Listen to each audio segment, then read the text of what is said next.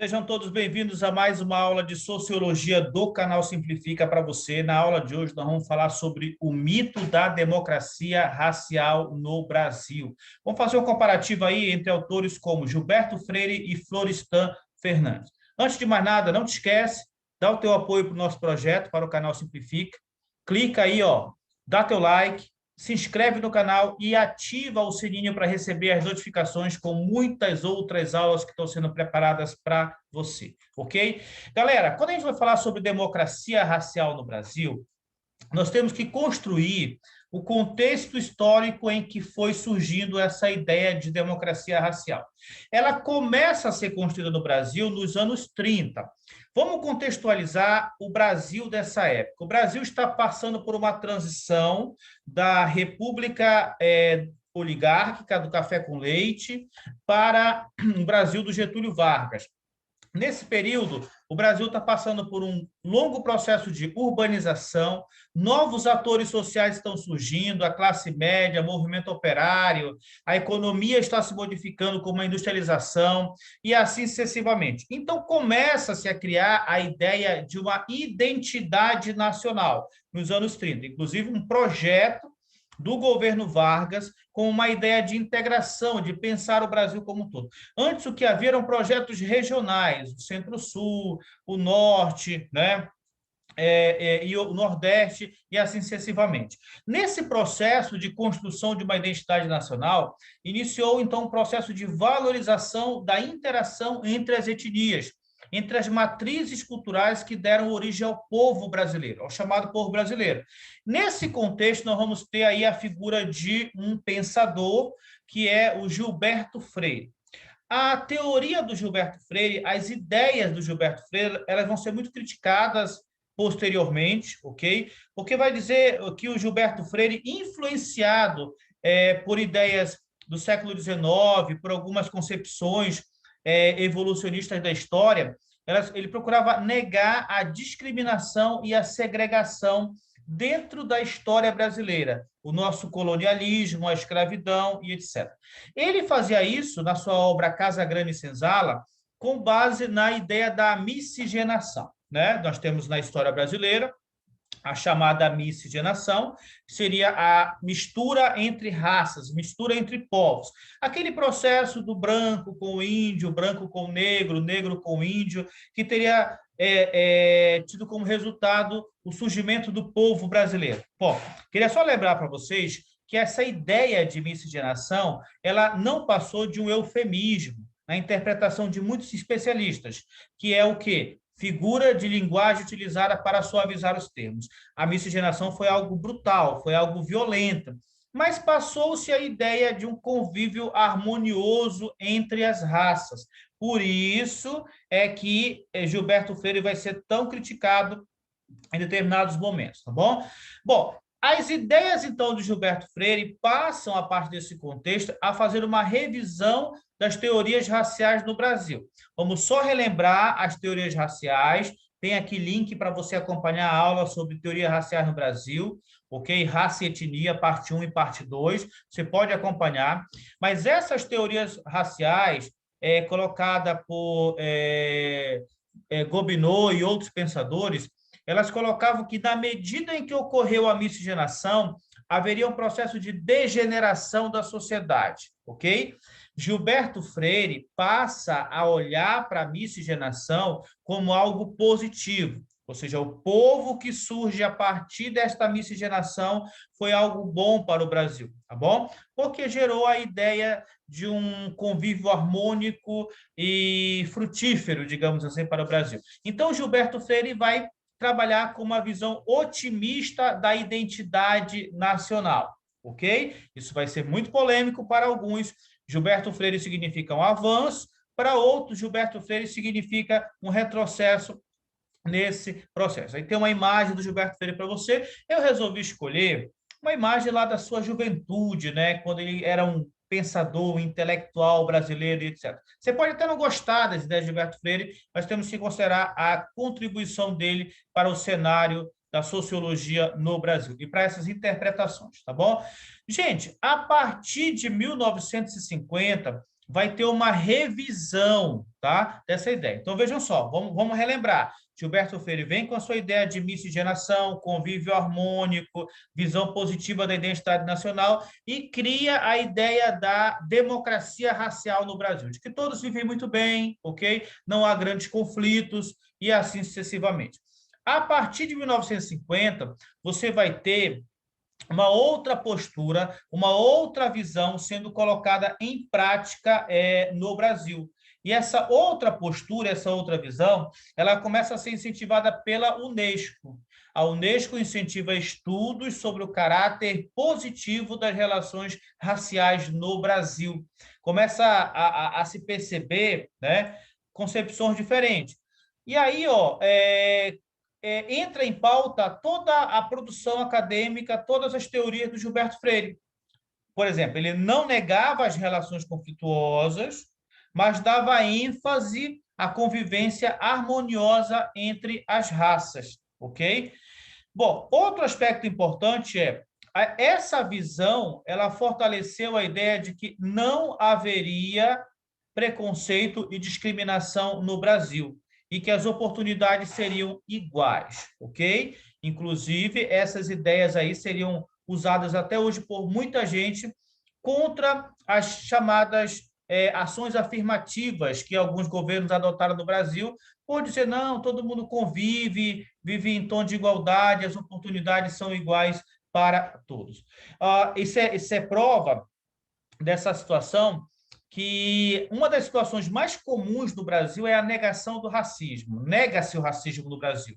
Por exemplo, a Lei 1390, de 1951, chamada de Lei Afonso Arinos, ela tornou o racismo crime. No entanto, ela foi pouco punitiva, tá? Ela não consegue ter uma efetividade.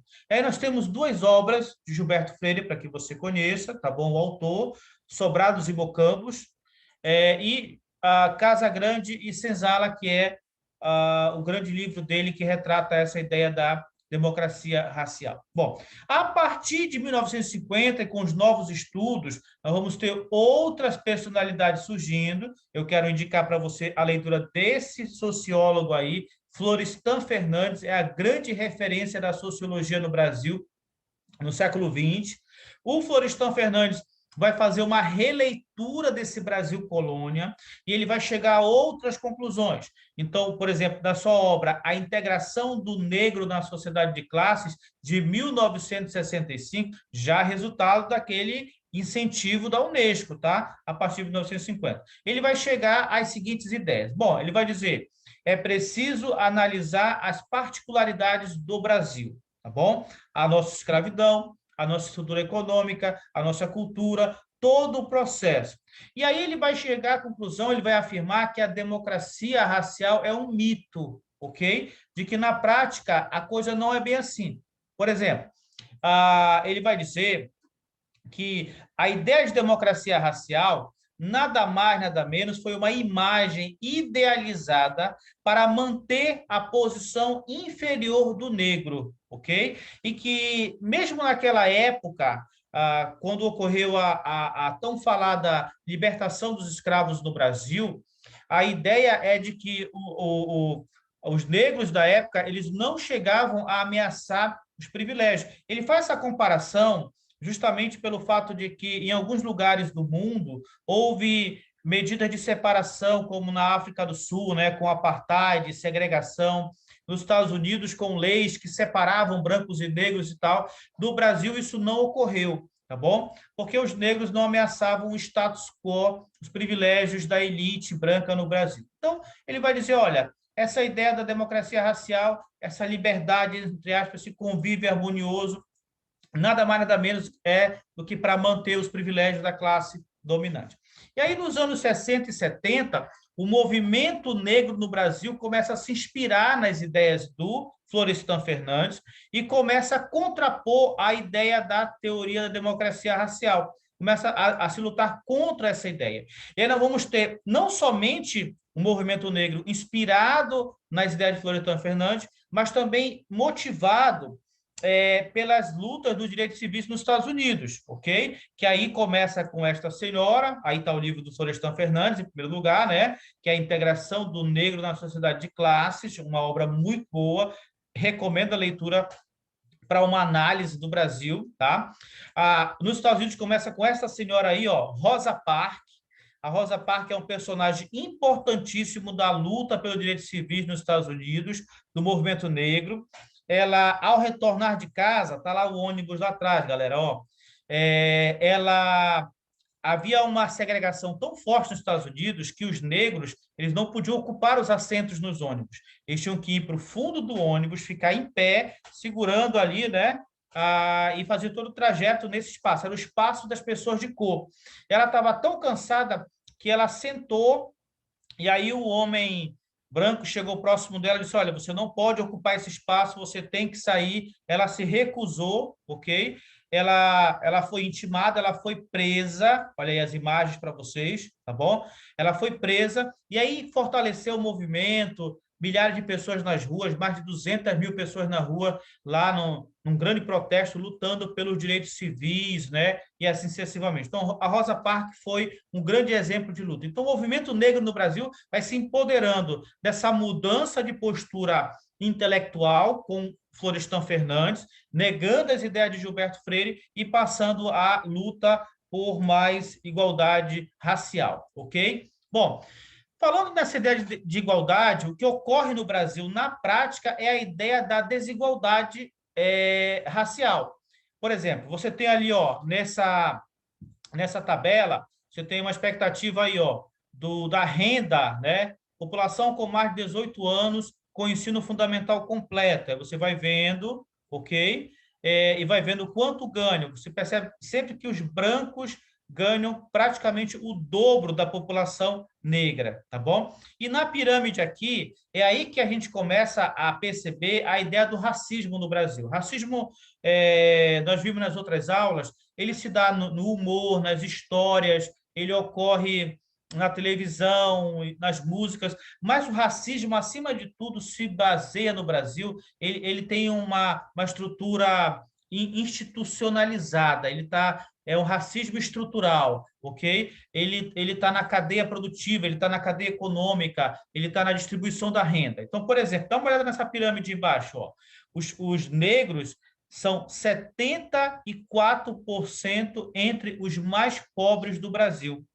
E eles são apenas 16% entre os mais ricos. Então, tem muito mais negros entre os pobres do que entre os ricos, ok? No Brasil. Então, isso é fruto de uma herança colonial muito forte. Outra análise aí, ó. Compare a evolução das taxas da população que estavam cursando ou já tinham terminado a graduação em 2018, tá bom? Olha aí, ó. 2016, você tem brancos 33%, né? Pretos e pardos 16%.